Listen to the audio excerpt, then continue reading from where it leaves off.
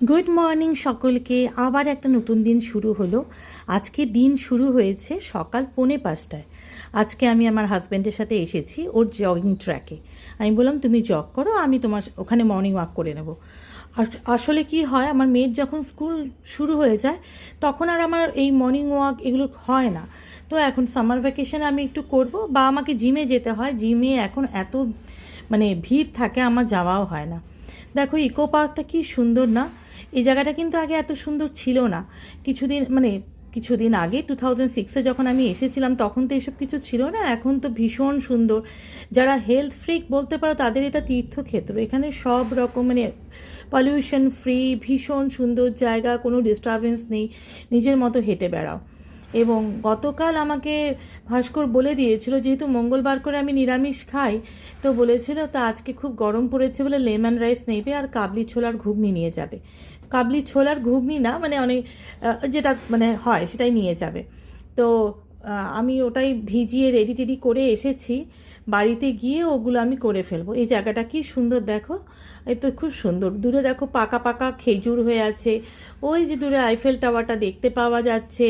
এখানে কিছু কিছু জায়গায় কোচরা রেজিস্ট্যান্স ট্রেনিং করায় সবাইকে। আমার ফেরার পালা, ফেরার সময় অল্প একটু আম নিয়ে এলাম।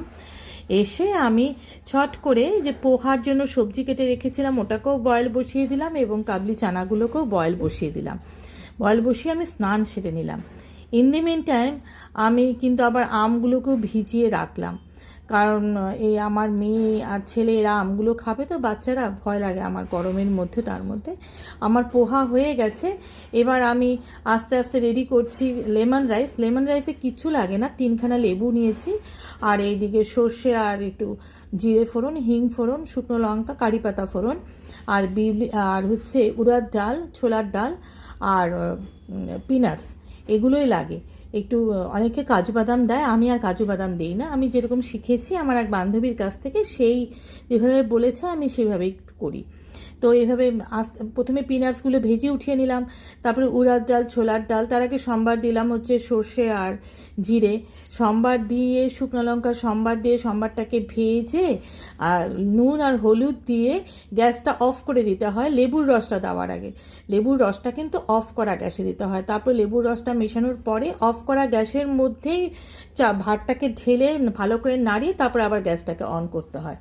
তো আমার বাচ্চাদের ভীষণ ফেভারিট খাবার। এদের আজকে আমার কোনো প্রবলেম নেই লাঞ্চে, তাড়াতাড়ি করে ওরা কোনো ঝামেলাই করবে না, একটু স্যালাড কেটে দিলেই হবে। ভাস্করকে টিফিনে আমি তাই দিয়ে দিলাম। তোমাদের সাথে গল্প করে খুব ভালো লাগলো। গরমে ভালো থেকো।